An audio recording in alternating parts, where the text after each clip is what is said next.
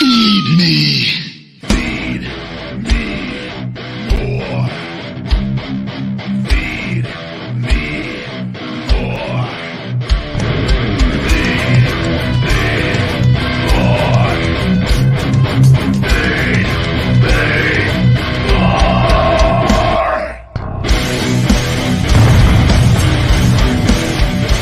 The Ryback Show starts now. Welcome to the Ryback Show. I am your host, the big guy Ryback. Happy Wednesday, ladies and gentlemen. We are streaming live on Instagram and TikTok, the big guy Ryback22. Thank you to those of you that see the live stream over there. Streaming live, Facebook Ryback Reeves, Twitch at Ryback Rules, and here at Ryback TV on YouTube. Guys, super chats are greatly appreciated and brought up on the screen. Health, fitness, supplementation, pro wrestling, sports, and anything and everything in between. We are live on X Spaces at Ryback. If you guys would like to call in the People's Podcast, guys, call in at Ryback on X, Twitter, Spaces. Guys, whatever you want to call it there, just follow me or find the account, and you'll see the show live. On that, click on it, hit request to speak when you're in there, and you will fall into the queue to come onto the show. And I'll get the super chats in between taking calls. This show's available on all podcast platforms. iTunes reviews are greatly appreciated. If you have a moment, guys, to go to iTunes and leave a star rating and write a review, it really helps me out. Let's get some more of those in, please. It really helps. This show is brought to you by Feed Me More Nutrition, my premium supplement line, sweetened with stevia and monk fruit. No harmful artificial sweeteners or colors for all people, men and women, he, she, and thee. Feedmemore.com. You can save 20%. Discount code FEEDME20, FEEDME20. Over at feedmemore.com on all Ryback merch and the best supplements on the planet, as well as get a free Feed Me More Nutrition Hungry Shaker bottle with your orders, just selected as your free gift. Compliments of the big guy, Ryback. Hello, hello, hello. Good to see you guys. Everybody take a look at the chat here. Unlimited Tyler, Sweet Sugar, good to see you, buddy. Everybody. Somebody feed them more. I just had some fruit and carbs. Some rice, some fruit, and some pickled beets. So I'm feeling good. We're still going up in weight, holding strong at the 300 mark. The heaviest I have weighed going to bed is 305, which usually on Fridays on my cheat meal day is the day that I usually have my highest weight of the week. On that, I'm debating. I'm said 310, and I'm gonna see. I've hovered between that 298 to 305 mark, though, here for a few weeks, 2.5 weeks, right around that. And I feel very good. My cardio, it is definitely, I've done even more cardio, but I could tell a difference on my, on my Stairmaster. Like the record I have was 13 straight sets, I believe, 13 or 14. Did I do 4? One or the other. But let's say 13, just because I know for sure it was that. 13 straight rounds of 1 minute on with my hands on the side, level 8, and then 30 seconds all out, level 25 maximum speed sprint. 13 times. It's a lot. I don't know. I'm trying to put it into perspective. I don't know how many people you could just pull and just say, hey, can you do this? I'm going to say there's not a lot with it. And specifically that, and I worked my way up to that. But now being as heavier, I'm 8 or 9 sets is about where I get to. It's not my fatigue of my cardio, it's my legs. My legs have always stayed big. And when I gain weight, my legs get even bigger. That does everything. That's what she said. But I take breaks and I do more repetitions on the cardio. So where I'm doing 13, 14, 15 total sets, even 16 on some days, but I break it up. I'll do like 5 or 6, 7, 8 rounds, go walk on the treadmill for 15, 20 minutes, back, do another 4 or 5, walk, back, do another 2 or 3. That way I'm still getting in more hard conditioning, but it's just broken up a little bit as the weight. And then when my weight starts cutting down, my cardio should be at an all-time high because I've continued to push it even at a heavier weight. So, but this is not a weight I would like. The wrestling weight, I'm always that 285 to 290 is my sweet spot with it, is where I feel very, very good. And because every pound makes a difference. So it's like if you got on the Stairmaster, you know, I'm probably 20 pounds heavier than what I was. And if I grab like holding 10-pound weights, you just fatigue quick with all of that, you know, it's a lot of weight. So, but we're feeling great and on schedule. Luke says pickled beets are so good, brother. They are too good. They are. I'll still buy the raw, regular golden or red beets and just cut them up. But the pickled beets are already cooked. There's no sodium or very low sodium, and I rinse them out really good. Man, those are. If you've never had pickled beets, you guys, I want you to go to your grocery store, go to the canned food aisle, and you go find those pickled beets. And you take those pickled beets home and you open them up and you rinse them off. I'm telling you that with pickled beets, I eat the whole can with 2 to 3 servings of pink Himalayan sea salt with water and I put a serving of sea salt also with my Pomplexity right before the gym. You want to talk about insane pumps, and it helps you push harder because I sweat a lot and do the sauna, and so I'm losing a lot of fluids when I train. It allows you to stay hydrated. You don't cramp. It's so good. The more I learn about just even electrolytes, and I've known a lot, but just continue to learn, and like how pink Himalayan sea salt and it's great, man. It is magical stuff. King says stop the suppressions. Yep, the suppression. Nobody wants that more than me. Nobody wants it more than me, guys. The landlord harassment channel says your arch enemy Wheatback is looking for you. Thank you very much, old Wheatback. All right, we'll go ahead. Let's get some calls here. Get going on the show today. See that X Spaces is really pushing out the show hard on my 1.35 million followers. We have, not counting me, what is that? 4, 8, 12, 15 people of my 1.35 million. And I have a feeling this is probably yesterday's show was distributed to 1,500 people. Impressions, just impressions, 1,500 during the whole show yesterday. To put that into perspective, I see channels that like nobody never even saw it, like never heard of, don't even know. They've got like 12,000, but they have like a little bit of a following. And then they do shows and they have 6 figures on the impressions on the spaces. And I'm just like, this is, you know, I got to keep my cool and my composure, but it affects everything that I do. And the problem with this is, you guys know how a lot of people, their brains work, right? So the perception becomes reality. And this is what WWE doesn't care about. They just want the end result. They don't, it doesn't matter how they get to that end result. They just want the end result with it. And then, but I'm the one that has to deal with everything with it. But I always take everything. Everything happens for my favor and benefit with it. And I'm going to make a lot of people pay. I assure you, I've been right on everything thus far. You are going to see a lot. When I am back in wrestling, there are going to be bombs left and right with things. If you just, we'll leave it at that. It is, I will not be holding back on anything, regardless of where, like it is, and it will be much needed. And it will all be for good, not like drama, negativity, but all for good with it. Because we got to clean house on some of this scum and all this BS. The dirt sheets need to be put in their place. Organizations need to have a set, cut these guys off, and deal with them appropriately. All right, let's take a call here. Autumn we'll take Autumn. See how Autumn's doing. Check in with Autumn. Said Autumn like 5 times, like Autumn. Autumn's on the show. Welcome, Autumn. Are you there, Autumn? Hello, how are you? I am good. How are you today? I'm doing good. I was just about to take out the trash when I heard my name called, so. Well, I apologize. I saw you on there and check it in. How's everything going? It's actually going really good. So I have a question for you. Okay.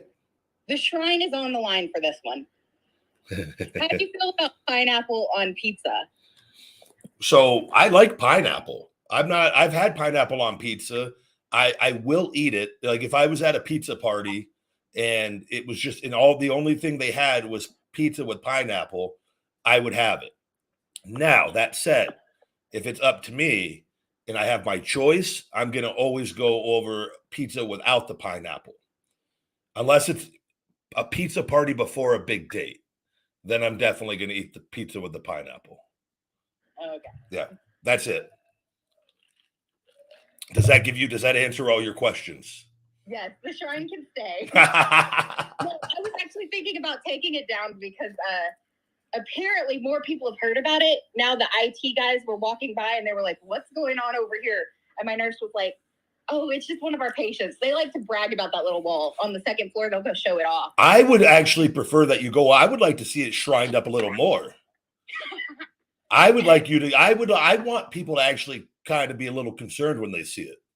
I wouldn't mind you having like a little action figure by it and like maybe some more photos. I would maybe the chip photo as well. Kind of have all faces of Ryback on there. I don't know. I think it could really. We could then we got to. Maybe I can come out with a Ryback candle, or just get a candle and put my face on it, and then that candle is always lit during work. Be quiet, my mother. Is that an emergency? No. She was saying, I told you that I was going to make you a candle with Ryback's picture on it. That was my mom. Oh, so see, she's already thinking along. I'm just, I think just go all out with it at this point. Never half-ass anything. Yeah. Oh, it has brought smiles to so many people. And a lot of good conversations, though. I love it. I always appreciate your support, Autumn. So just FYI, my mom, you're like her first wrestler that she's interacted with, and she's took an interest in this. Anyway, her username for her school, she's going back to school too, is fan of Ryback. Oh, very nice. So I don't know. It's funny because we're all just. Your mom is literally Napoleon Dynamite your mom goes to college. Yeah. That is holy hell. I love it. Yeah, this will be her second degree. That is incredible. I am proud of her. You want to say something? Yes, I want to say something. Hello, how are you? I am Autumn's mom. It's so nice to meet you virtually. Should I call you Autumn's mom, or do you have a name? Should I call you? My name is Winter, like the season. I love it. Well, it's very nice to meet you, and I appreciate all of your support as well as Autumn's. Thank you. I pass along the blessing of the seasonal names to my children. So I'm Winter, and then my daughters are Autumn, Summer, and Spring. I love it. It's. So I just wanted to tell you thank you. I don't know how much Autumn has shared with you, but she goes to the hospital every day. Thanksgiving, Christmas, it doesn't matter. She has to go to the hospital every day for treatments.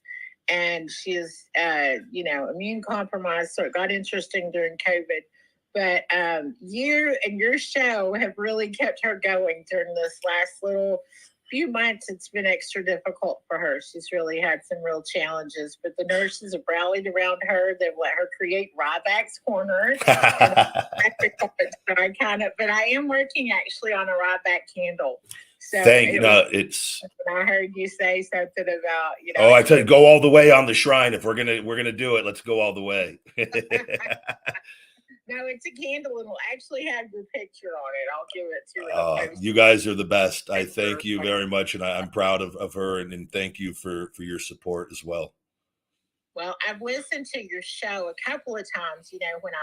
When I've been in the car with Autumn, taking her back and forth to the hospital or whatever. I usually just take her on Fridays when I'm off work. And anyway, so I've heard it a few times, and I've heard, you talking about just some of the junk that you've had going on. Yeah. And I just want to let you know that you are making such a huge difference in the world. You may not think that you're changing the world, but you really are.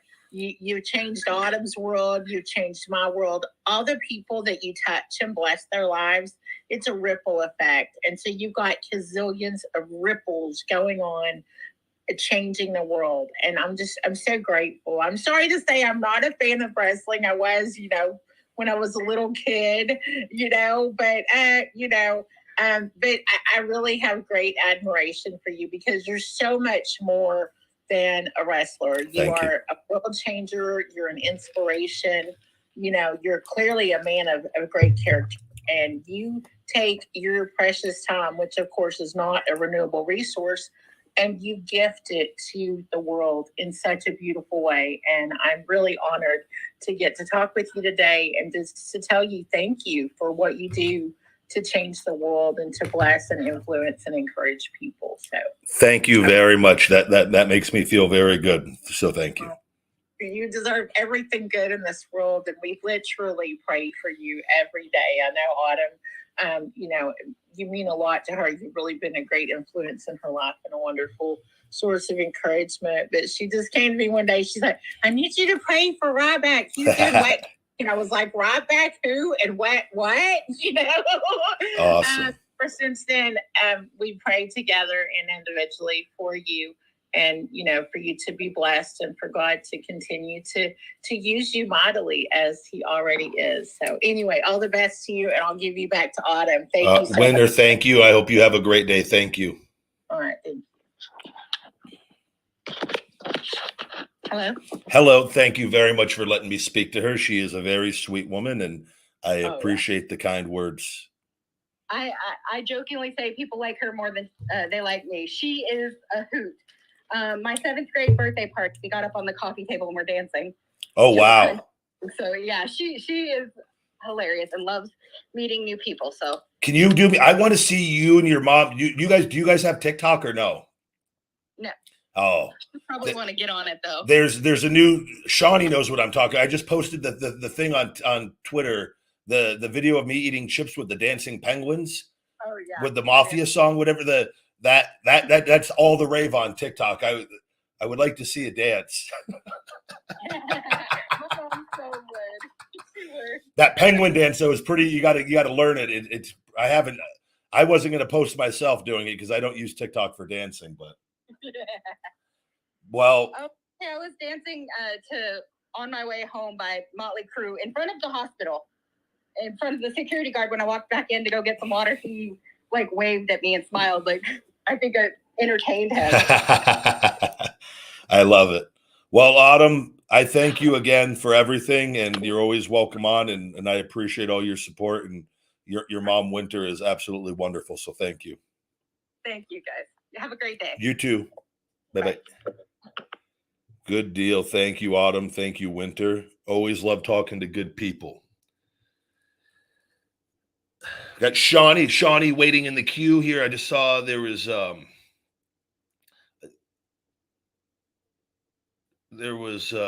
what did I miss something? We always get some random ass comments in the chat. Let's get Shawnee on today. Somebody was really mad in the chat yesterday, left a comment. I hid them from the channel. Somebody said yesterday, Jesus, Shawnee was on for almost an hour. Make time for, and I took 6 other calls, but then there was another comment God, some of these callers. So it's what do you want? It's playing Russian roulette if we don't have Shawnee on. If we have Shawnee on, we know we're going to have a great time. So Shawnee.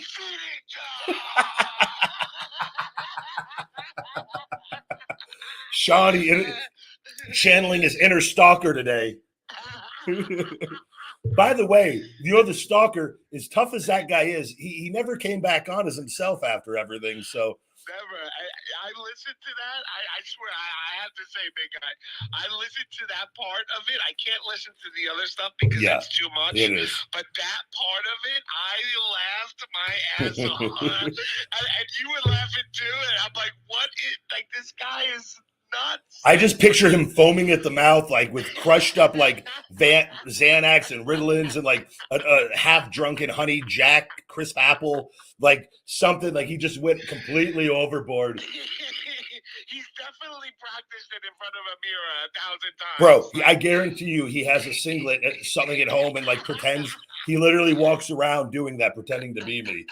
He literally called in as another person telling me how much he used to like me. And so he's hurt. Now, all of this is, he is hurt. He's hurt, and he's mad that I'm not there, and he thinks it's all thrown away. And so, but he thinks threatening to kill me and my family is the answer to now he's going to be in prison and miss the big comeback. Hey, I love all of them. Her family seems so sweet. They do. But if I was in her family, would I be called Fall? I would call you Pumpkin Patch. Pumpkin Patch. Pumpkin patch. Not even a cis pumpkin patch. Pumpkin for short. I'm just picturing like going like to the hospital and being sick, and then like you're sitting at the nurse's station and you see 3 pictures of the big guy, and you're like, what the hell? Like, what the hell is the big guy doing here? Just, but like if they don't know wrestling, it's like that's why I want the picture of the chips. I'm more likely to be known. They might know if they don't watch wrestling. They may know me as the chip guy. No, bro, a lot of people know who you are. It's not like people don't know who you are. Like, even people that I told you, like friends that haven't watched wrestling in years, like they know who you are. So it's not like you're not like a notable person. You know what I mean? Oh, I know. No, I know. When I go out, I realize that. Like, that's when the people, but it's still, you know. I see what you mean. The chip got to the younger generation. Yeah, well, just video. People, or there's a lot of people now that don't watch wrestling that watch wrestling. That like not as many people watch wrestling overall on TV that used to watch it. I think it's viewed on social media clip wise. I think people watch the clips online, but I don't think a lot of like younger people, if they don't watch it on TV, I don't think they know the people as much today that they did even 10 years ago. Yeah. Because there's so much more stuff. There's so much more stuff, and attention spans are so much shorter. That there's now because even when I was in WWE, social media was going, but it hadn't taken off yet to what it is. I mean, you're 100% right. Yeah, you would have seen me doing feeding time videos and catering every week if I would have known what this was then. That's the thing. It's like also because all this stuff happened like with Ryder, right? Like they took his channel from him and stuff, and he never made a dime on that. Dude, it's crazy. And he was the one that got them everything, like got the deals, and he got the ball rolling with all of that. Yeah, and they didn't even take it serious. You're right. They didn't take it seriously before him. No. And then he showed them how big it could get. They started to do the platform. This is why I'm telling you, they realized this is why I try to tell people, you don't need to be on TV or there. I understood this, and this is why Vince is trying to take this away from me. You could be way more popular and over on social media without TV than you can be being on TV alone. Yeah. Now it helps. Don't get me wrong. The more things you have in your favor, the better. You could be a big star. And so like Logan Paul now dipping in both, like he's now going to be more popular than ever because he's now doing 100%, both. 100%, But he was well known without wrestling prior. And this is what he took away from me. But even doing that, and I'm going to remind everybody of this, there ain't a goddamn person in wrestling active right now who's anywhere close to me on TikTok. And that's despite them suppressing me for over a year and a half on there. Yeah, you know what the big test is going to be, big guy? When you go back and start wrestling again, whether it be AEW, whether it be, in a backyard somewhere, like it doesn't matter where the hell you making my entrance through somebody's patio, opening the screen glass door to meet on the table. Bro, I swear to God, imagine coming through like a 5-year-old's birthday party. Bro, I think I can get more popular just doing gigs like that. If I just like me showing up at birthday parties, doing power bombing dads and shell shocking grandmas. That would be it's like that commercial that I think it was like an ECW video game when they're in the backyard and they start slamming each other through the tables and stuff. But yeah, that would be amazing. Just getting beat by everybody, getting paid like $5,000 a show, but just letting everybody beat me. Little kids, everybody, just getting pinned by Grim at GTS Wrestling. Everybody letting dads beat me, not just showing everybody I have no ego, but just raking in the dollars. Oh man, people would see it and they would still somehow spin it in a negative way. They would, yeah. It would be because I'm taking all the money. It would be I'm losing because I'm getting paid more money to lose. Yeah, Ryback injures dad by letting him pin him. Unsafe work conditions, laying on his back. Oh man. So what I really was gonna say though, big guy, is when you start going back in wrestling and at being active and going to cons again, like it was, if you're what's it called? Your following, right? If people these numbers don't improve, then it's just another case of you know that it's real. I know it's suppressed. I know that, but I'm saying that it's just No, another it should bump up even a little bit with that. Exactly. The problem is though, because here's the deal with that though. A lot of people will say, if you just look at the impressions, it's not like my stuff's getting shown to like a high impression rate. And That's people, the word I was yeah, trying to use. if I was getting really high impressions and like I just was getting no interaction at all, then it would be very like people aren't interested in it. It's the complete opposite though, and it has been like on the other platforms. So that's where it's like, but then they just cut down. They're like, well, we're just not going to show him to his following and let him fall into the algorithm anymore. It's essentially keeping me in purgatory. So that can come up like, but if you go to TV, then the TV audience is you're more relevant to the TV, that portion of people that follow for that. More people may search for you than would be if I'm not on TV. Yeah. So that there should be a bump regardless, but it still wouldn't be, it still will not be anywhere what it should be because it wasn't, I was already doing it when not on TV, on these other platforms, like getting 6-7 figures all the time on YouTube and TikTok. And now doing it again here and there. When you were doing like the Wrestle Pro shows and stuff, big guy, or was that like when did it start to really hit the suppression? 2016 was when it started on Twitter, and that almost instantly after they wanted my social media and we denied them, I noticed everything just started I was like, what the hell? But I didn't even understand analytics. Like I wasn't paying that much attention either.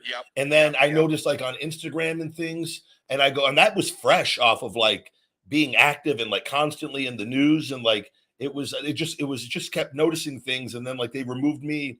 I'll notice the one time I really took notice, I go, something is definitely going on. Cause I didn't say anything for a while. Cause I wasn't sure. Like, I didn't know, like, I go, that's a huge thing to just say without knowing. Without having facts. Facebook, this is when Meta used to, Facebook and Instagram, you used to be able to talk to supervisors on the phone. And I got through to somebody. He called me after the call. And because I was inquiring, because they removed me as Ryback as an interest. So all my supplements and all my appearances, I would be able to promote them directly. I had my own link, my own following. It was like my own, it was a search term. Ryback was an interest on Facebook and Instagram. So like, and it had a huge following on it. They removed that off the thing.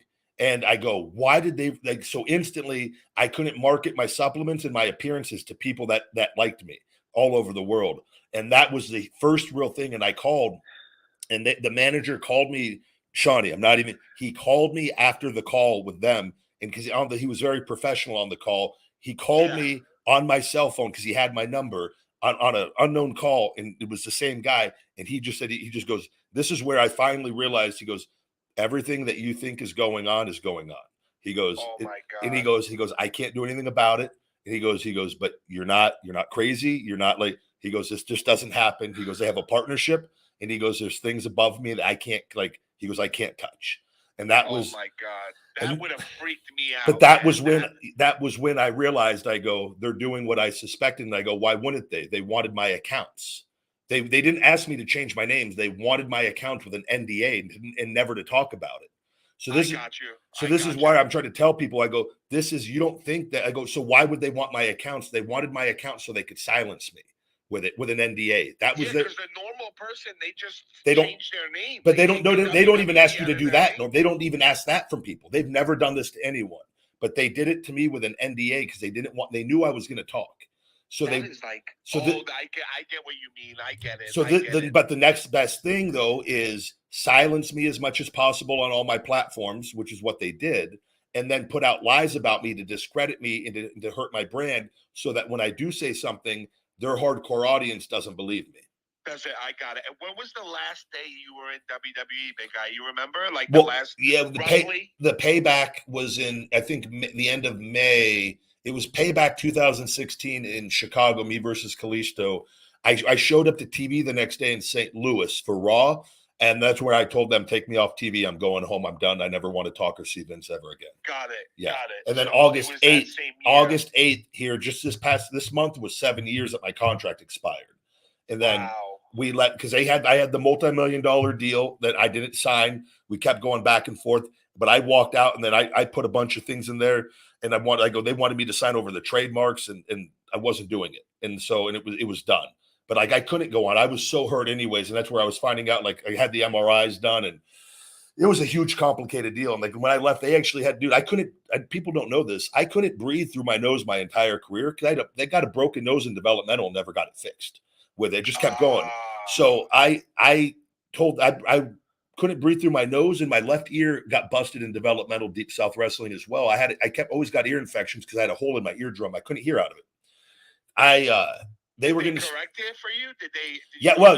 But they weren't gonna. What they did though, so when I walked out, they tried to freeze my. They tried to stop my pay. They weren't going to pay me. They were trying to figure out, and so they actually stopped my pay for like 1 or 2 weeks. And then I was waiting, and so as soon as they did that, I hit them with the injury. I go, no, I'm under contract. I have a broken nose and an eardrum that you guys need to fix. I go, this is documented with the trainers, and me and the girl in the health department are great friends. And I told her, but she works for them. So like she has to like, but I just told her, I just played them essentially. I go, no, you guys are going to fix this and I need my injury pay. So what they did is I forced them, they had to pay me all the way. And I wouldn't get cleared, and I didn't get cleared on purpose. So I got my ear and nose fixed while I was under contract still. And then the contract ended August 8th. They tried to get me cleared the week before the contract expired. They were trying to get me cleared, not to come back. They wanted to get me cleared so they could publicly fire me with it before the contract ran out, because they wanted to try to. And so I wouldn't let them, so I wouldn't go get cleared. And then the day I go get cleared, the day my contract expired, I went and got cleared that day. And then Mark Carano texted me, and like I beat them at their own game on it. And it was almost like a touche on their part. And he sent me a huge, like the day my contract expired, they just sent me thank you so much for your services, blah. And I literally just said F off, and just was like F off, you piece of got it. Yeah. Yeah, that guy Carano, he also called Matt and Brian when they got released too, or whatever. And I guess he's the one that makes the phone calls, Oh, he used to when he was there for some of that stuff. Yeah. Yeah, that's like, it's crazy, man. It's like, I just don't get it, man. Dude, like, a horrible human being. I'm talking, he was bottom of the barrel, one of the most disgusting, filthiest human beings. Just zero character, zero trust. But that's why he'd gotten into that position. Just really slimy, grimy. Like here's his wife, the lady that was going to marry him, left him right before their wedding. Like that's just because he's a horrible person with it. And he would just say things. He tried to manipulate you and like played whatever little power that he had. He's just this little skinny fat guy like that. That's like not like, just skinny fat. Yeah. Like, just like I'm trying. He looks like kind of like an NWO Pee Wee Herman, but like more body fat. And just smelled a little like I don't. It just seems like to be included or to get your way up in the ladder, you got to be good at politics. And like me personally, I've never been good at politics because people who tell the truth aren't good politicians. You know what I'm saying? And it's the same reason why what happened to you, right? Like when you tell the truth, I don't know what it is about humans that they would rather be lied to than hear the truth, and it's sad. Like it's really sad. Well, but here's the thing and this is where I learned though. But in this industry, you do what the boss wants you to do at the end of the day. If you sign that contract, so like for the majority of us, you sign the standard, whatever the contract. You sit in the bleachers.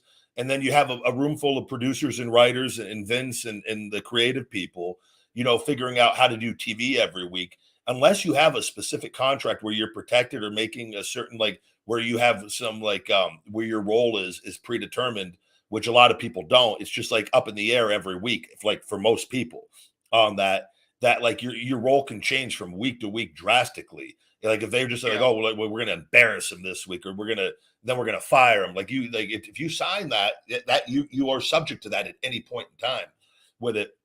But you have people, I'll never forget, and just to give you an example of the politicking end of how much effort it takes if you want to try to politic. So I had my match. This was towards the end, my IC title match. Kevin Owens had beat me for the first one. He was the new IC champion. We did one more match in LA, Staples Center the next pay-per-view.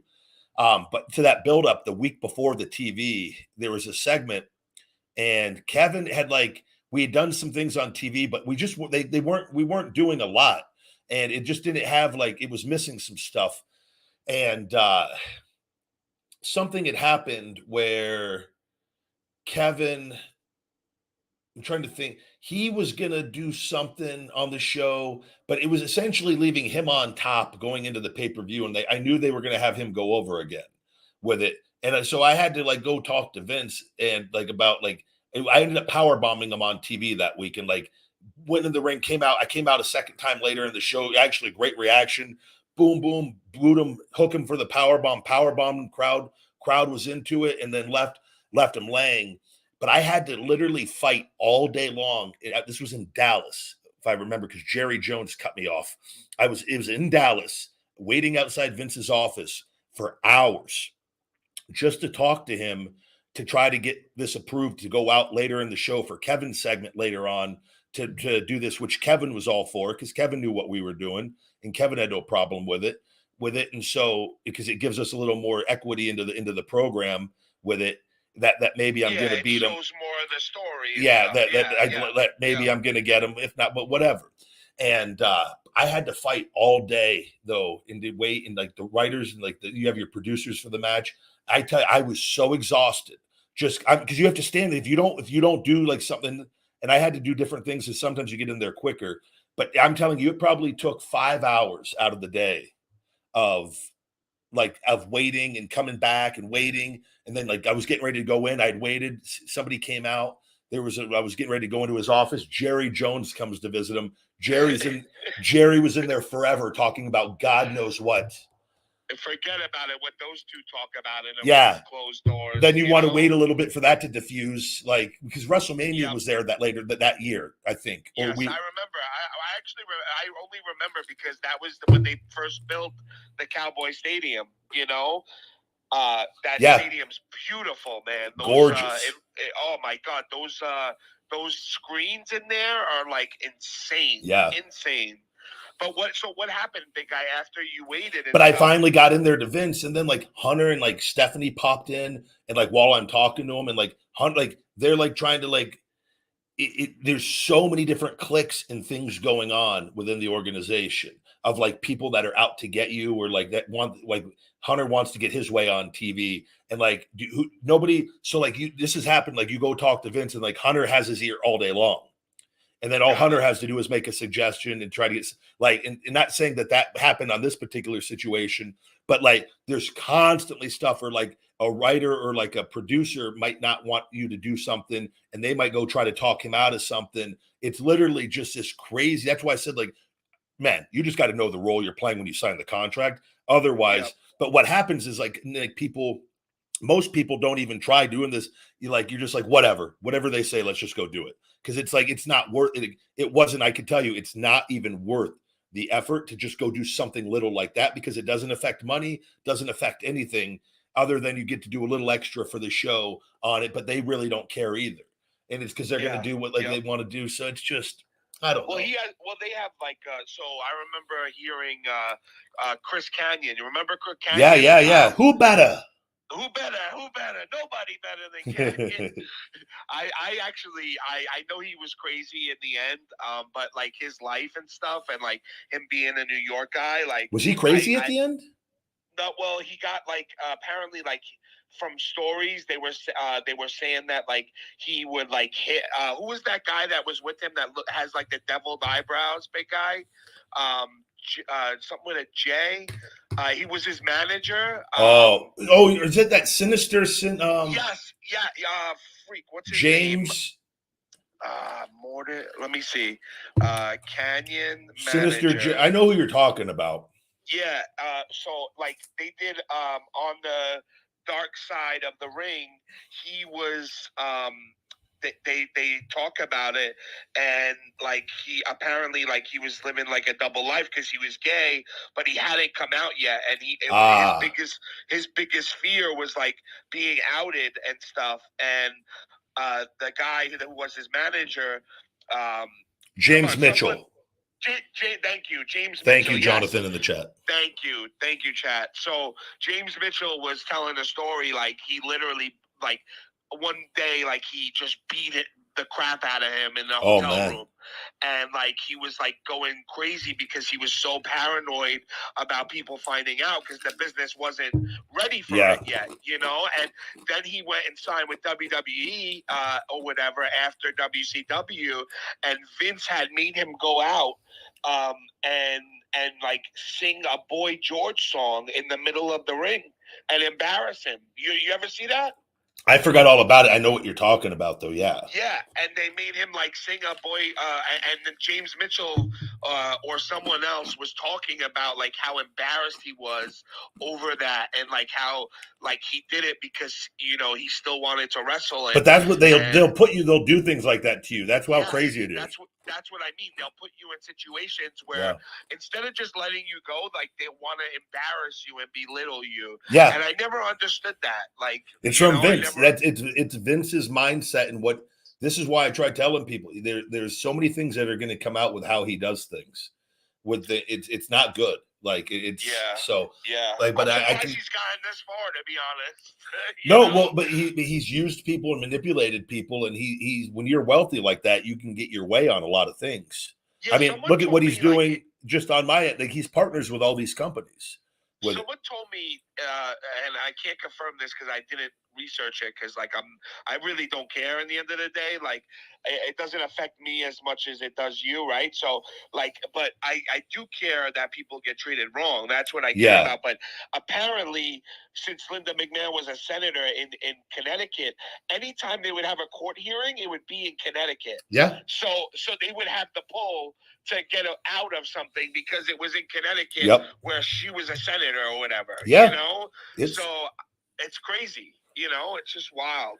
It goes, this is why, like the things, that's why I'm hoping we'll see what happens with this FBI stuff. My thing is like, I just got to ride it out, get healthy and come back. My social media might not be fixed for years on all this, but at some point in time, something's going to get leaked out. Something's going to happen.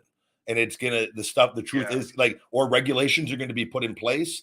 And then they're going to see like my accounts, like they're going to have to be able to backtrack. Well, how come his accounts were like this for so long? There's Big guy, I'll do this for you only, okay? What is it? So we can get some more followers.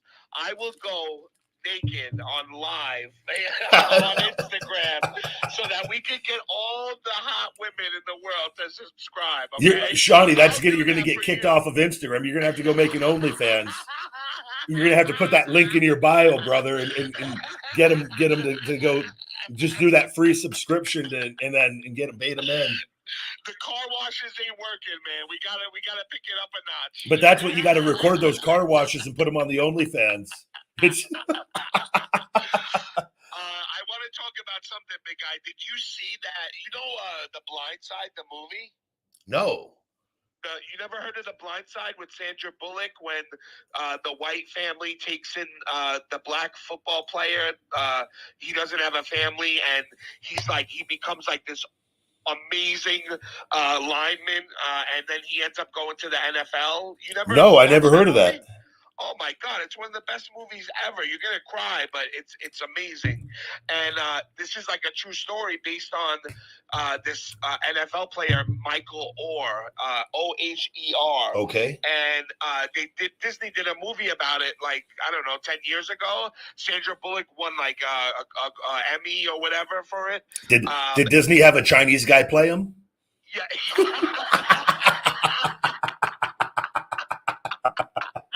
Sorry, go ahead. Keep going. Yes. So a Chinese female played him in the movie. That was good. Yeah, you see that with the Cinderella saying that like she doesn't even like Cinderella. Or was it Snow White or Cinderella? Snow White, I'm sorry. Snow White. Yeah. Like what? Like why? Like how is she? Like how you're playing that character, you idiot? Like why would you say something bad about that character? And then she's talking about how the guy was stalking during the past was stalking, not courting. And like I'm like, wait, what is going on? And they're like, dwarves can't even get casted as dwarves anymore. I'm like, we are living in like just. Yeah, Dylan the Hornswoggle had to go and do interviews. Yeah, I saw him on that. Yeah, because he was like, it's just so crazy to me. Like the fact that they took jobs away from little people because like a couple people, and not even their own people, complained about it. You know, is like it blows my mind. But anyway, big guy, this story of the Blind Side, he ended up going to the NFL, whatever, and being, whatever. This movie has made millions and millions of dollars. Okay. It was based on a book that was written, and apparently the family adopted him. That was the story. Like, they adopted him, and, they have all these pictures and stuff, and they raised him from, like, whatever, 17 on. And apparently they told him that they adopted him. But he was over 18 at the time, so they couldn't adopt him legally. Yeah. So they did a conservatorship. And now he is suing them, saying that they made money off of the movie, and that's the only reason why they lied to him and basically tricked him to sign a conservatorship instead of, it's crazy. It just came out yesterday. Oh my God. But it's like this big thing. If you I'm going to look that up and read. So yeah. Wait, if he would not have signed that, they would not have gotten the money? I don't know, because like the conservatorship, I guess they wouldn't have. Yeah, I guess so. But they're saying that they only made like $250,000 off the movie, so they didn't even make as much as he thinks they made, apparently. But I'm sure they made other money somewhere else, because they were doing interviews and all that stuff. So it's weird though. Like, why wouldn't he say anything sooner, right? Like, he was making millions for all these years, and now he wants to say something about it. It's just a little strange. I would have to read and see. I don't know that that could be anything. I can't believe you never watched The Blind Side, big guy. Maybe I haven't. It's not maybe just not registering with me if I saw it, I'll let you know. I'll look. Maybe I've seen part of it. I don't know. I don't watch, like, I used to watch movies more when I was younger. I don't watch a ton of stuff now, but I do watch the occasional thing. So if I'll know if I see it, I'll go, oh, I remember that. Or like, maybe it's just not registering with me. What was the last show that you watched, big guy? Like, off the top of your head, like, what was the last show you watched and you were like, that was a great show? Or even a movie, The last thing I watched, which was whatever, 2 months ago, was I put on Netflix, was the American Gladiators documentary, which was actually great. Really good. Did you watch the ESPN one as well, big guy? No, I did not see that one. I just saw the one on Netflix. The ESPN one is way worse than the Netflix one. Was so much better because they didn't have nitro and ice for the one in ESPN, because Nitro hates the owner of it, the Indian guy, and he said, I'm not doing your documentary if you have it on him, because ESPN's version was based around the owner of it and how he stole it from another guy. Like, he stole the idea from another guy. Well, I believe it. Yeah. Yeah, and then like he ended up making millions off of it.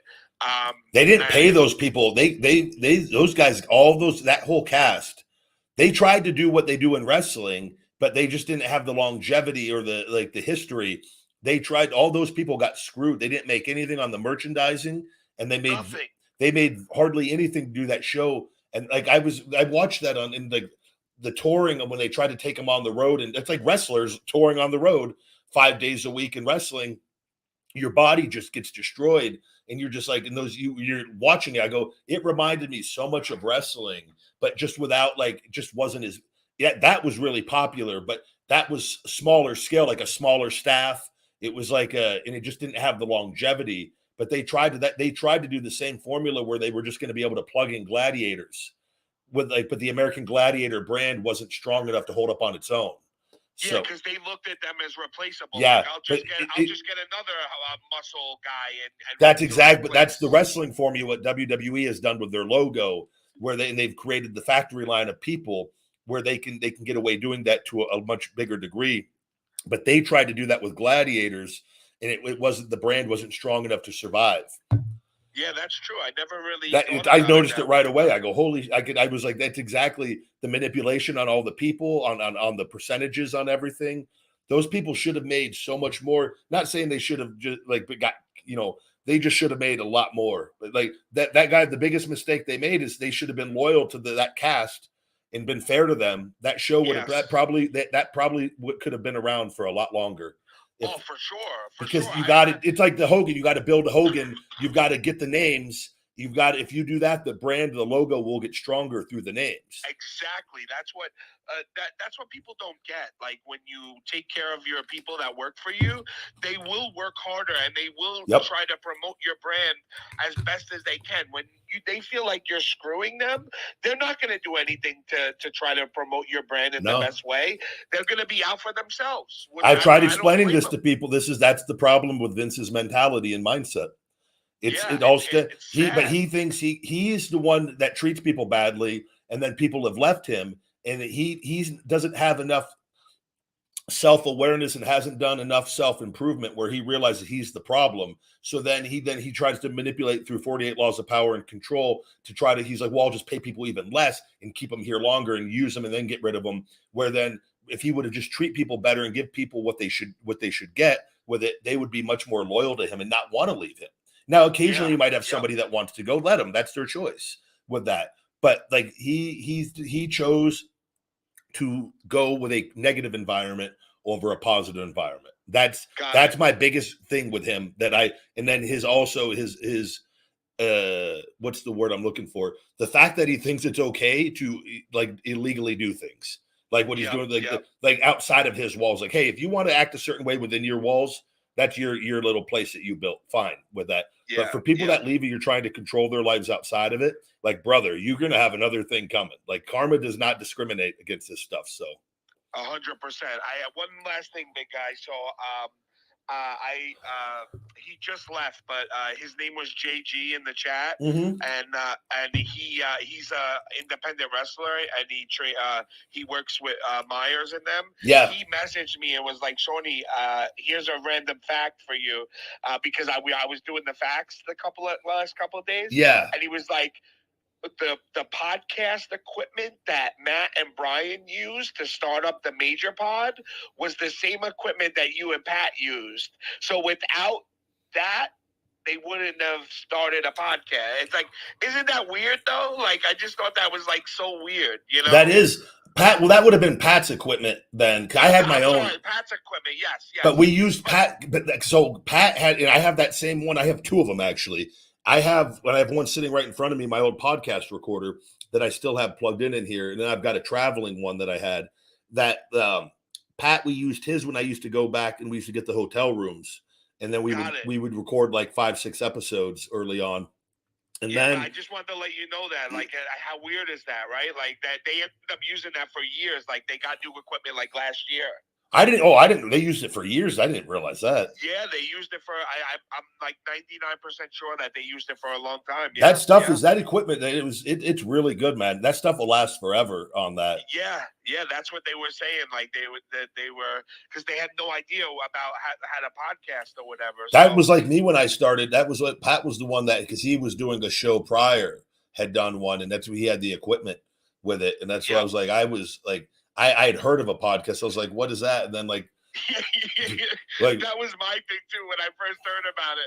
I'm like, wait, people listen to people talk? Like, wait, like it was like so, and now all I do is listen to podcasts. Yeah, it wasn't like it hadn't registered with me how like that and like they're now it's even bigger than it was just when I started this. It was still not, a lot of people hadn't done it. I think a lot of people have the same reaction if you're not aware. You're like, podcasting, what?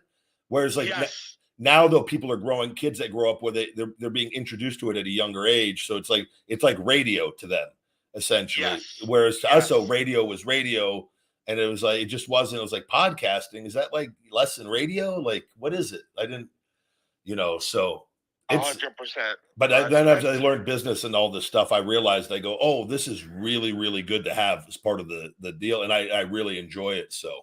Yeah, you do all this stuff by yourself, right? Like, did you teach yourself how to do this stuff? I just, as it went along, I just started. Then I had people like set up my studio at home when I got all the equipment initially. I used to have people come to my house and I used to do this show and record it on a hard cam on it. Oh, wow. I've done multiple versions of this, and so like then I went to StreamYard where you could stream live for like YouTube, and then because I stopped doing guest when I started doing guests, I went to StreamYard so that I could have guests come on, and that's when I did like 2 years of having guests on, which I'm really grateful. Like that was a lot of fun, but that was a lot of work as far as like scheduling people. Like, oh my God, like, that's a nightmare, dude, bro.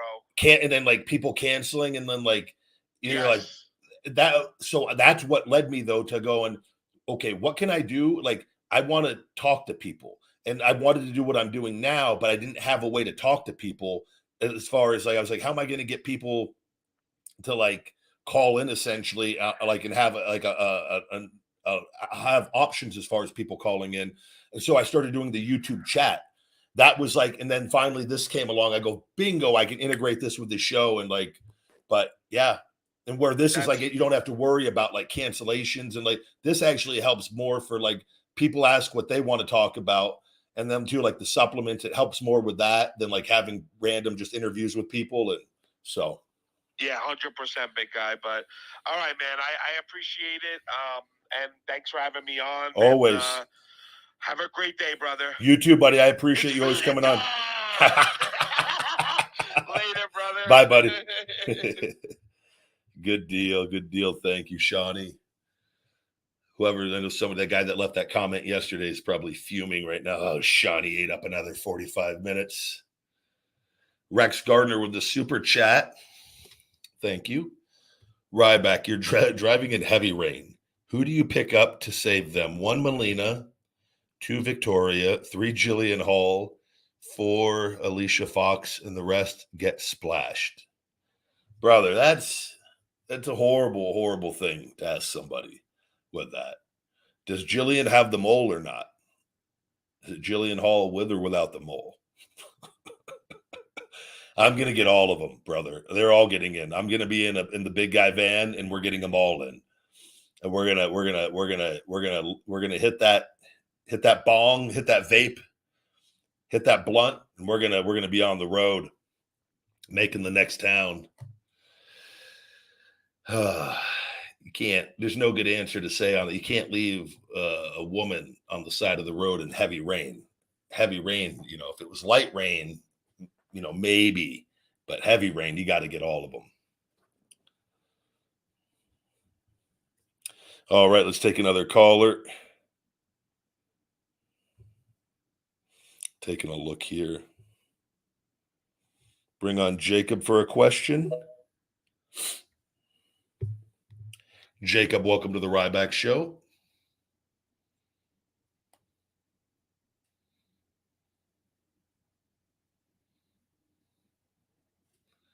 For the guy that asked about taking the pre-workout, check out my Wake Up Unlimited Energy, pink lemonade or mango candy. You will not find a better pre-workout, brother.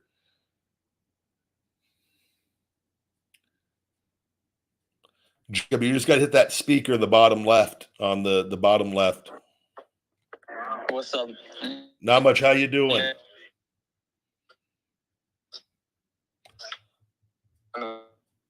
Uh-oh. We have a bad connection on that. I have a feeling the Wi-Fi on your end might not be wherever you're at. We might have to try back another time if you're in another location. Sometimes the Wi-Fi guys, if we don't have a good connection, I couldn't hear you. YR Young Republican. Hello, hello. Welcome to the Ryback Show.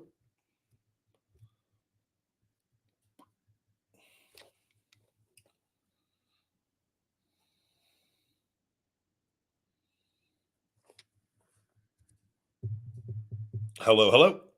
It's still connecting. That might not be a good connection.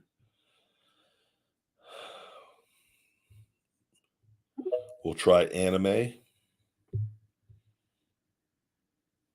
Hello, hello. Welcome to the Ryback Show. Mr. Ryback, how are you? I'm well. How are you today? I'm all good. I'm all good. A quick question. How was it like when you was working with Paul Heyman back in 2013? How was it? Yeah.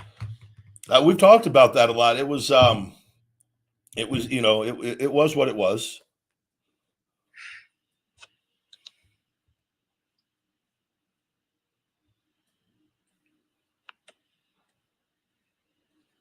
Hello? Hello? Yeah. Yeah, sorry about that. Please forgive me if you already answered that question. Maybe I missed your answer at one point. But yeah, how was it like work with Paul Heyman, if you don't mind answering that question? Oh no, it was what it was. Oh man, because you know what? Back then, I was actually really happy that he was working for him. I was hoping you get an ultimate push from there, but I don't know what it was, but Yeah, it was playing the role that was, that they needed me to play for that time. But I tell you one thing, that bullying Ryback thing, it was so funny. I was watching that quite recently as well. Like, it was just so funny. Thank you. Yeah, no, that was what I was doing, that they pulled me out of that to put me with him, which is why I don't really care about it. He was not for me in any positive way whatsoever. So, but as a professional, I went out there and fulfilled it so he can get a couple more months of a payday with Punk, and it was what it was. I apologize how it went, but it was fun where it was. But last question before I go. How come it was so difficult for you to pick up Paul Heyman? As far as what?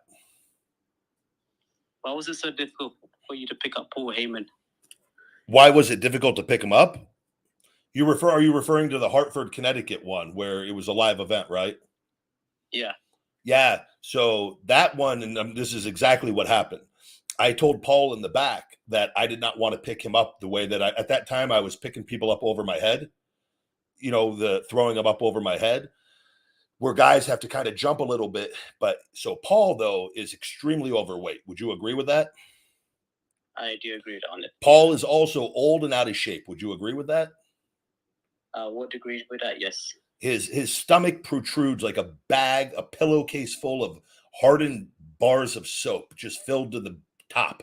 Like his stomach just sticks out. I'm talking like 4 or 5 feet from like the belt line. It protrudes out significantly. So without me telling Paul that, I went to Paul in the back and I said, Paul, I think I should pick you up differently than over my head. Oh, no, you're going to be fine. You're Ryback. No problem. I'll see you out there. So that's what Paul said. I go, you know what? Fine. We'll go try it that way. I try to pick him up that way. Paul can't jump. Paul's stomach, there's no way you could get the world's strongest man. Nobody's going to be able to clear 4 or 5 feet of that gut over their head. So Paul starts freaking out, and I had to say, Paul, calm down. And then I picked him up and then modified it and hit him with a modified shell shock. Later on, I wrestled him at Madison Square Garden. Paul, I made sure I told him, we rehearsed it in the back where I picked him up like I picked up the bigger guys, where I crouched down and then lift him up on my back very easily with it. So Paul, I could pick up very easily, but Paul with no help out there and with that huge belly, there's nobody on the planet that's going to pick him up over their head. Does that answer your question? Well, it was kind of a bit funny how you just told the backs about Paul Heyman. Like, you can do it, you're a big guy. But yeah, I wasn't trying to be rude or anything, but that was one of the questions I really wanted to ask because I saw this on YouTube like 3 times back in the few years ago. So I was thinking, what happened right there? Yeah, but like things happen out there with, like, you got to understand. So like I do power moves. I've done thousands of power moves, right? I have a very high percentage of hitting power moves. I'm the biggest guys in the world of doing it over and over and over and over and over. There's maybe 2 or 3 times of something not going as planned exactly with it. If you go look at any wrestler, no matter who they are, whether they're a high flyer or power wrestler, different things, Brock Lesnar fell down picking up Big Show for an F5, literally fell down and ate it with that. I've never done that with it. Seth Rollins has messed up things. AJ Styles has botched and messed up things. Everybody does. So like, I think it's important for people to know that when you're dealing with things and doing things night in, nights out, 4 or 5 nights a week, sometimes things just don't go as planned. But that was exactly why that specific thing happened the way that it did. And it would have been avoided had he just been a little more professional in the back. You know what?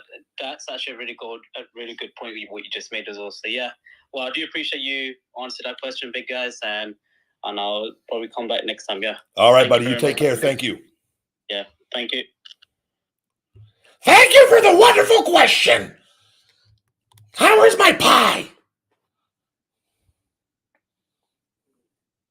Old Paulie boy. By the way, that's 1,000% exactly what happened, just for people, because I know some people, There's a reason with it. Oh, you'll be fine. You're Ryback. And he wanted just to go eat. Go eat, Paul. I'll see you out there. I don't care. All right, moving on.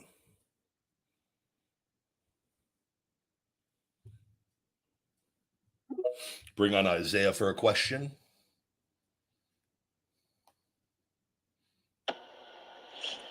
Hey, Ryback. Hey, how are you doing? I'm doing well. How are you? I'm well, thank you very much. What's on your mind? Hey, I just had a question. Okay. I saw all your matches with Cena. Okay. I just wanted to know what's your favorite match with Cena that you had.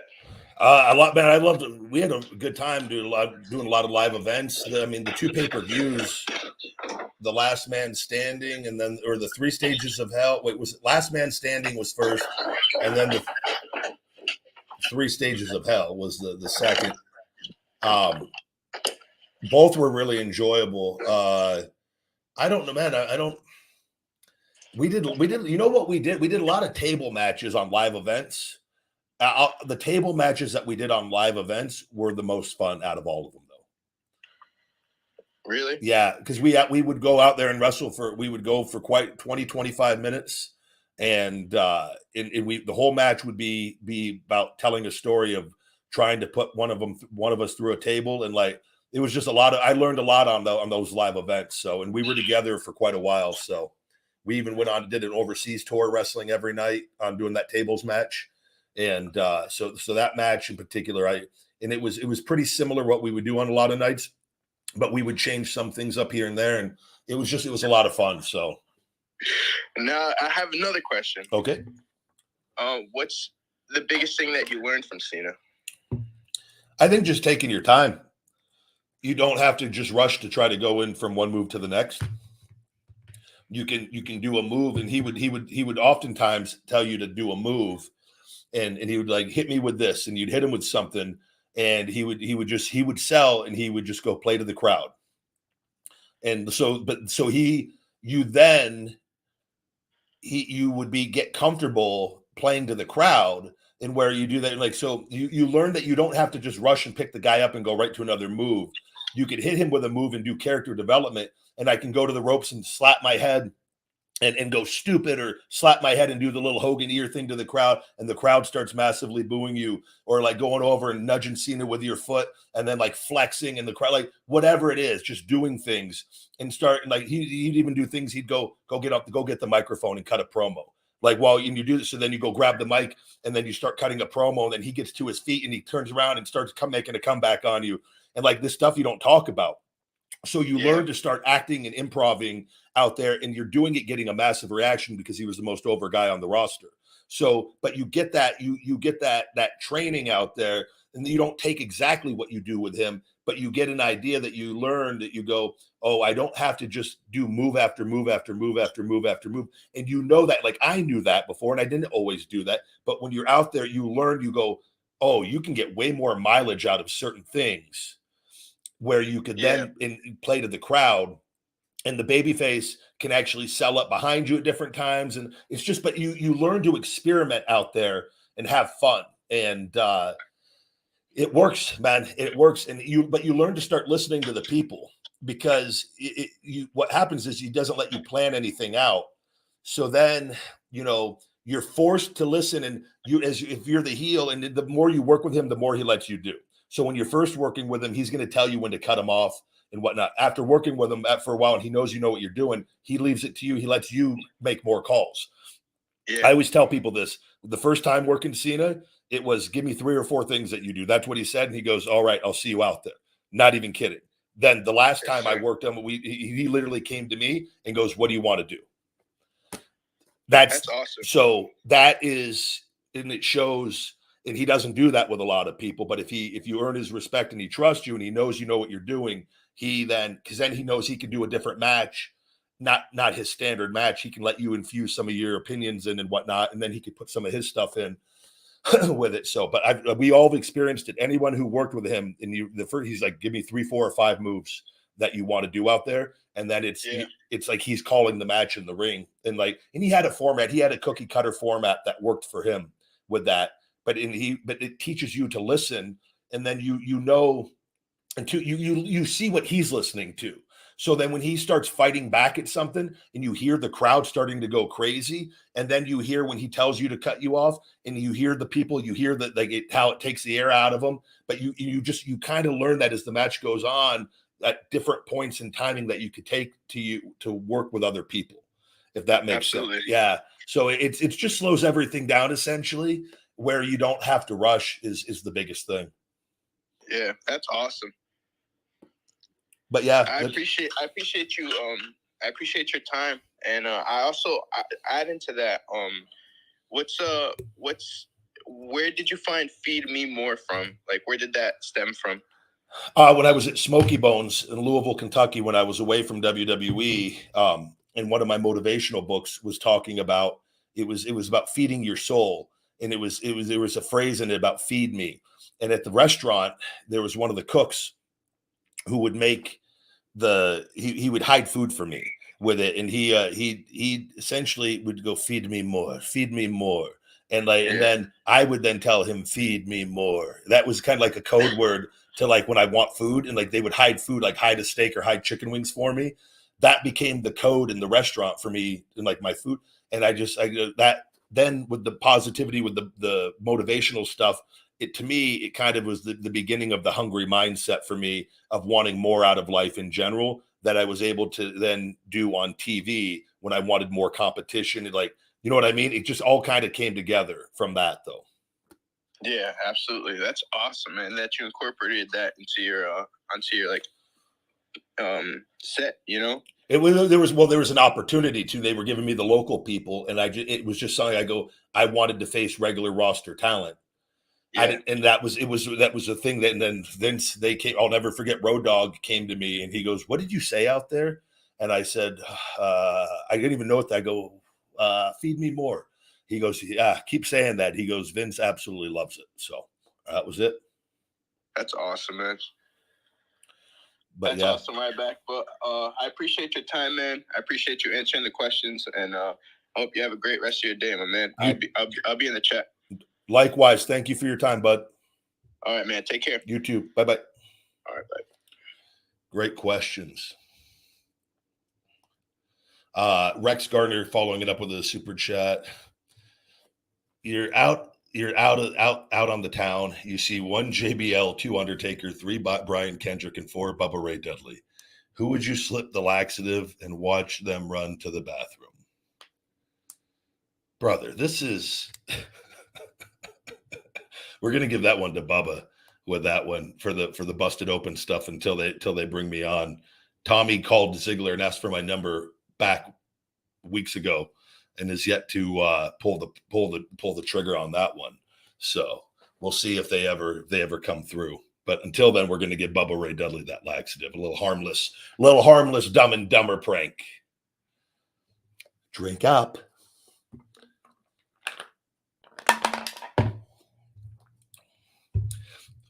They're all in good fun. I like Bubba Ray Dudley. I like Tommy Dreamer. I'm not happy with the way that certain things have happened when they know who you are and they know you, and they allow somebody to put lies out on their show.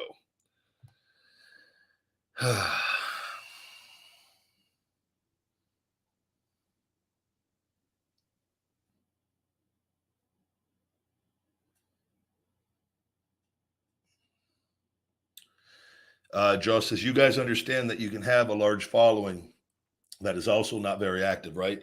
Josh, that is incorrect, though. That is spewing misinformation. And I had the engagement and the interactions and all of that, and it was all taken away literally overnight. So you were shell-shocked out of here. And I am beyond active and am very engaged and have great engagement with my posts.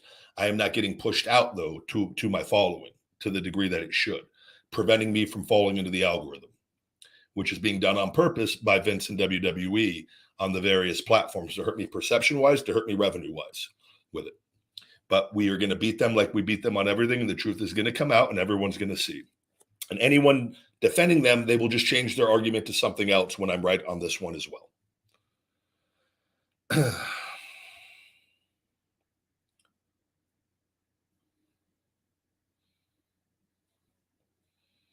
Yeah, black rice. Somebody says they purchased the forbidden black rice and it was more expensive. It is more expensive, but that's why I say just you get buy 1 or 2 bags and you mix it with a big portion of white or brown rice and you get a combination. That way it lasts you longer and you're still getting those nutrients. You might just not be eating the whole thing, and then but you're getting enough. So try that. Try that and see how you like it. See here. Wasim. Welcome to the Ryback Show. Ryback, what's going on, man? Not much. How are you? I'm good. How are you? Big fan. Thank you very much. What's on your mind today? You said what? What's on your mind today? Not much. Just wondering. So what's going on with you between you and WWE? What's the whole mindset? Why do they want to blacklist you from everything? Because I left, I walked out. I did not sign over my trademarks, and I spoke out on everything that's been going on there, how they treat people. They did not want me doing that. So they when I left, they wanted me to sign over my social media with an NDA. So they wanted me to give them everything and not to never talk about it ever again. Essentially, it's silencing me. When they got denied that, they then reached out to all the social media companies at various points and have had me suppressed on the accounts.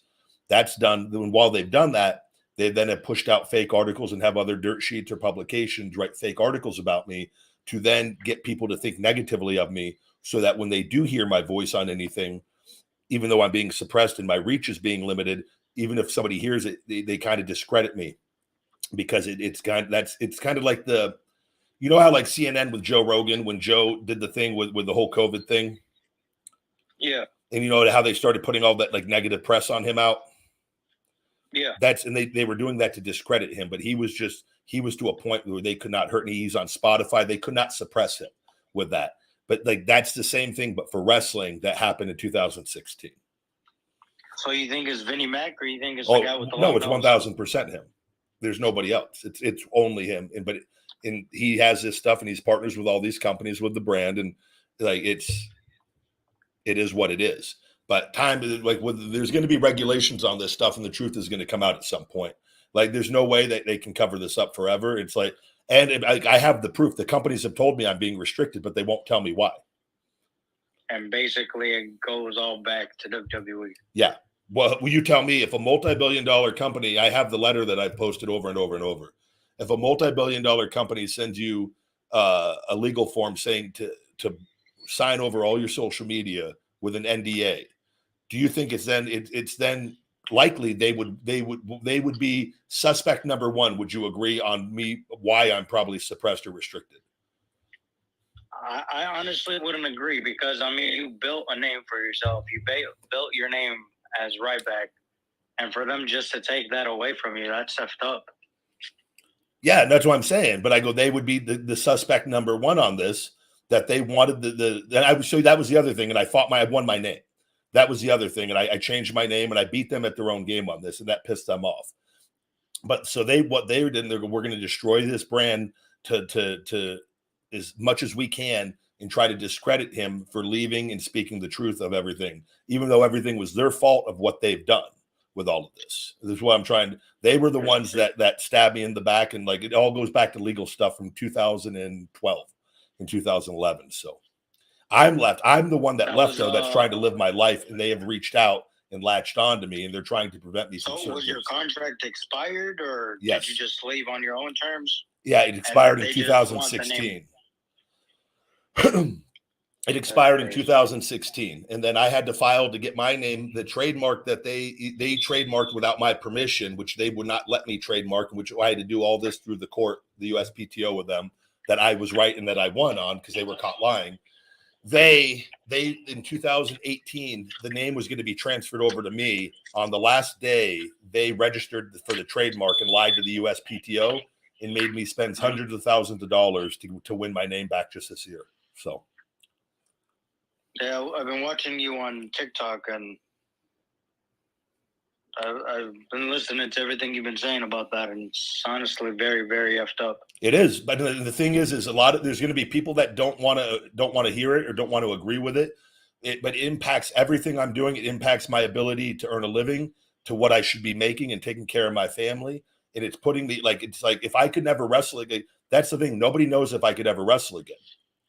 They did all of this. They did all of this with me not being able to wrestle, which makes it even worse with all of this. So that's where I'm just saying. Wrestle in the Indies?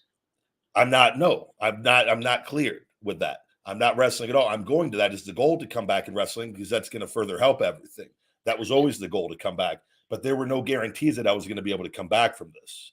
Is what I'm like. This has been years of rehab and all the stem cells and just countless hours of rolling on a golf ball to try to break up the scar tissue. Like it's been, but like it has put me into a position where like I shouldn't even have to do that. Like that, but I wanted to do that anyways. I was doing that regardless. But like say that I was never going to wrestle again. That makes what they're doing even worse, in my opinion. That's so. But I want people that I have to be vocal about this because when I'm going to get on the right show. It's going to get the right attention and everyone's going to see because the accounts are being suppressed. So no matter what anyone wants to believe or not, the accounts are being suppressed. Like the companies have admitted to this, but they won't tell me why with it. And I have no violations on any of them. I've done nothing wrong with it. It all ties back to WWE. So now that point is it's going to, at some point in time, there's going to be a trail somewhere, something's going to happen and we're going to be able to get this. So, but if I don't talk about it, nobody will ever know. It just makes me look like my brand. It's the perception is reality. They go, oh, why doesn't he get, a lot of views or whatever? He has a huge following. Oh, he must have bought his following. They don't realize that I was being seen and all this was taken away from me. So you're basically just shadow banned from everybody seeing your content. Exactly. It's like this show. I have 1.35 million. When I left WWE, I had 1.7 million Twitter followers. I'm now down to 1.35. But this show, I do this show live for an hour and a half, 2 hours, Monday through Friday. It only goes out to about 1,500 accounts on here. What, this on Twitter that you're doing right now? Yeah.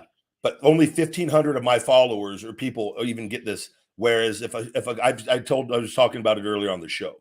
I see accounts that have 10, 12,000 people. They do a live stream on their show. They get hundreds of thousands of impressions. Why with 1.35 million am I only getting 1,500 impressions when I have good engagement? Like there's people that are engaging. The numbers are very good. So it doesn't make sense. And Twitter's already said I'm being suppressed. They won't tell me why though. So it goes back to like, well, why are you doing this to me? By Twitter saying you're suppressed, do you mean the previous owners of Twitter or Elon? No. So currently I'm being suppressed. They've told me I'm currently being suppressed on the latest case. They closed the case and they will not tell me why. The prior regime that was in charge, I was restricted for 4 years on here for no rhyme or reason. Literally restricted, not even shadow banned, restricted. I couldn't advertise. I couldn't do anything with it. So I was being seen really little on that. But there's levels. There's restriction when you're restricted, and then there's shadow banned, suppressed, ghost banned, whatever term that they want to call it. So. That's so crazy, and all that because they don't want you to go out. They don't want you to become bigger than what you are. Exactly, and then but what that does is it gives me more and more options, and then the more that I speak, the more power. The bigger your following, and that people are following you when I speak up on things, that makes my voice louder. They're trying to keep my voice as low as possible. They don't realize I'm not going to stop though. Look, Vince is going to go before I go. With it. I'm not stopping. It's so personal with what they've done. And I go, I know what I'm fighting for and all the past wrestlers that have passed away young.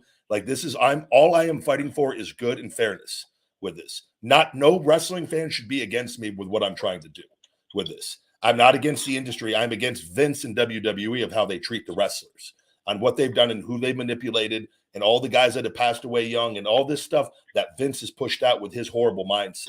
It's basically like them just bringing in these big indie guys and signing them to multi-deal contracts, and then next thing you know, they just don't push them, don't do anything with them, and thing is they can't do anything. They're under a multi-year contract, and they can't even go anywhere and leave and do what they love doing.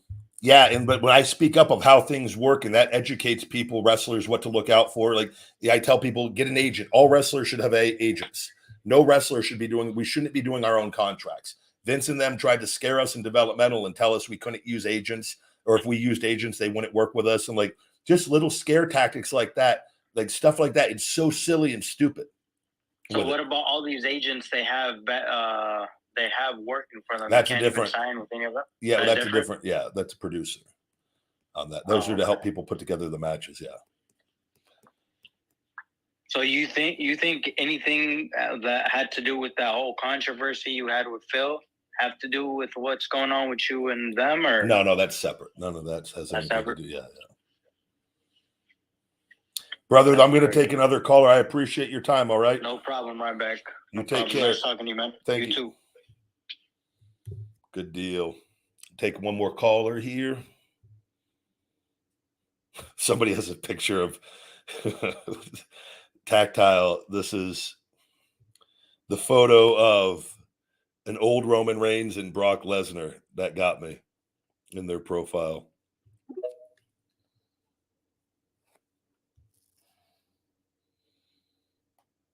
Hello. Welcome to the show. How you doing, big man? I'm well. How are you today?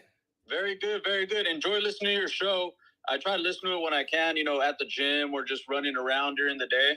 So it's very cool. I really enjoy it. I'm a big wrestling fan. I just had a couple of wrestling move questions for you. Okay. So do you think the spine buster is a big man move, or is it kind of for everybody in the ring? I think it's for anybody. I think it's how you deliver it and how the intensity that you put into it, how you react after the move is delivered. I've seen smaller people do the move great. I've seen bigger people do the move great with it. I'm a big fan of that move, though. I love hitting that move and then popping up and kind of firing up. Yeah. It's one of my favorite moves just because it's easy to do. It's easy for guys to take. And it's like I said, you could really it's a great move to fire up on. Yep, exactly. Awesome. Well, the other question I had was, what do you think's harder to teach, a newer wrestler? Do you think a V trigger flying, which is like a flying knee, I'm sure you know, or a drop kick?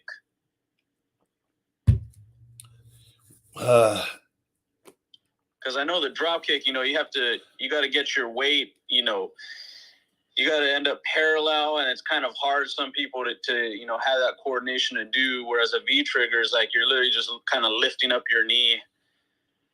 Yeah, I think it's going to be different for everybody. Some people are going to be naturally good at throwing drop kicks.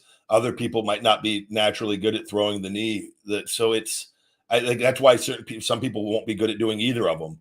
And that's why you're not going to.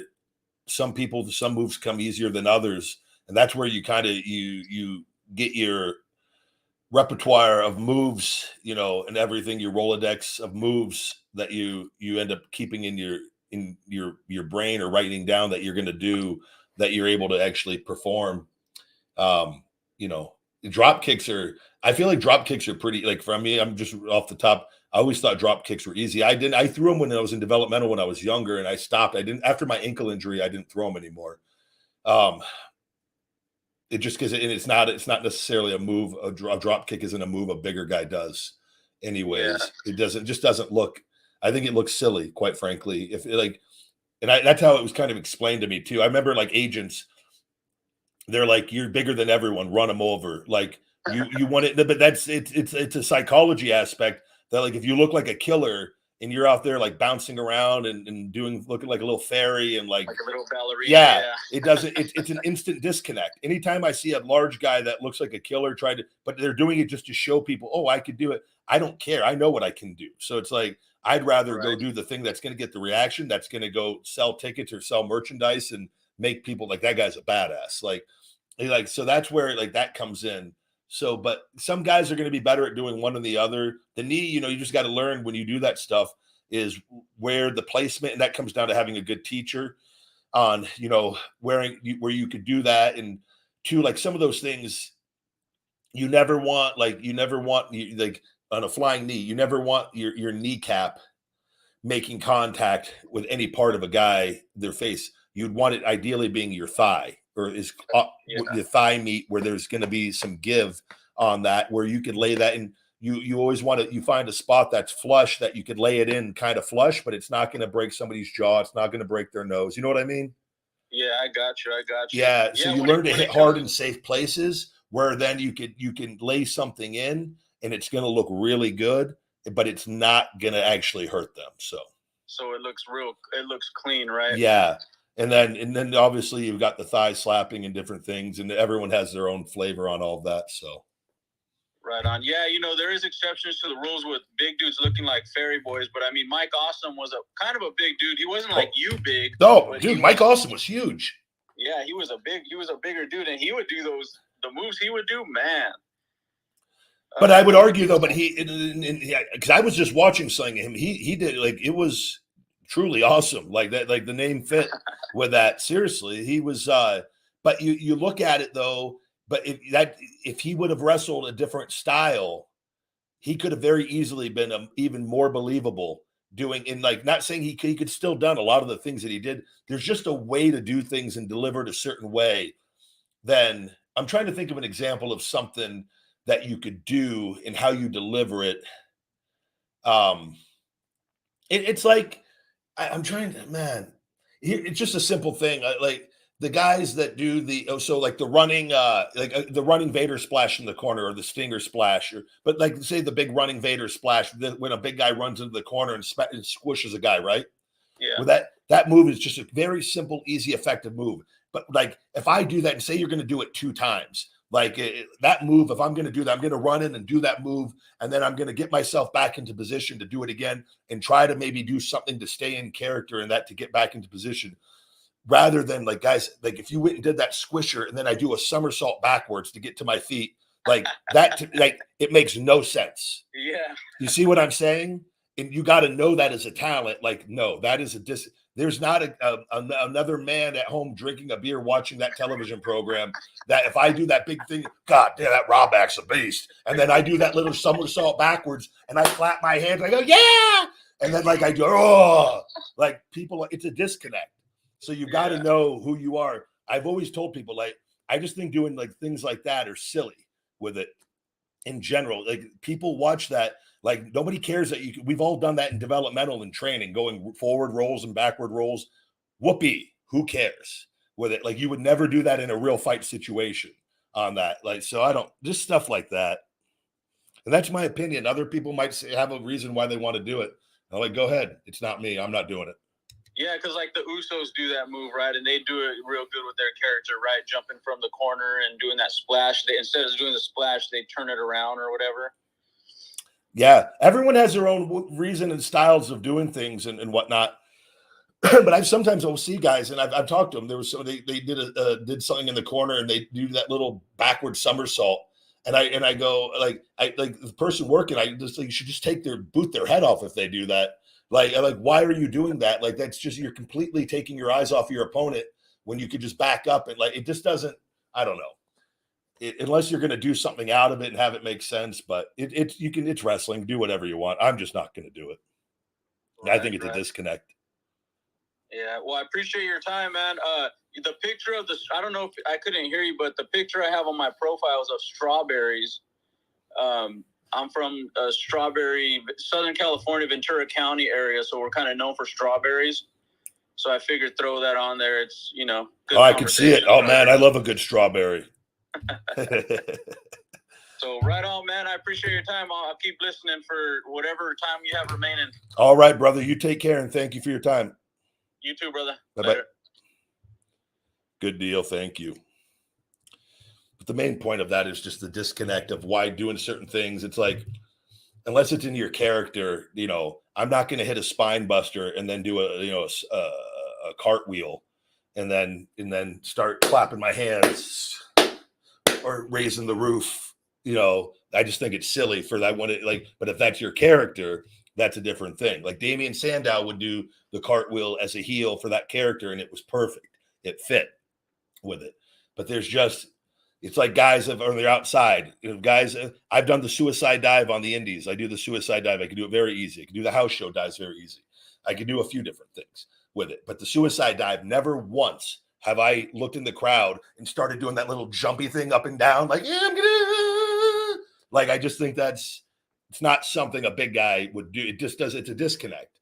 Or like clapping my hands and then like hit the ropes and then do that little ballerina run and dive through. Like I don't understand any of it with it. Rather, I would just run and dive through and take everybody out and then scream, I'm hungry, or I hit hard. And then keep it in character, you know?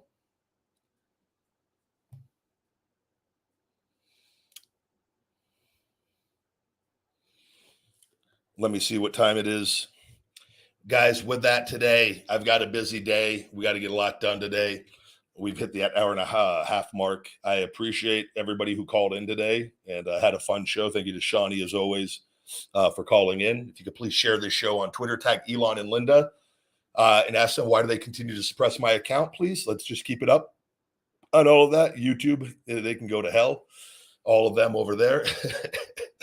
And we're going to keep on keeping on with everything. Guys, check out Feed Me More Nutrition, feedmemore.com. Save 20% discount code FEEDME20, FEEDME20 on that. And you get a free shaker bottle with your order. Select as your free gift. We've got all the Ryback merch and the best supplements on the planet over there, guys. Feedmemore.com. Let's have a great day, ladies and gentlemen. And until next time, my friends, stay hungry. Feed me more. Hey, Rybackers, don't forget to hit that like button, smash that subscribe, and shell shock those notifications for the best supplements on the planet with Feed Me More Nutrition and all the latest cool new Ryback merch. Visit feedmemore.com.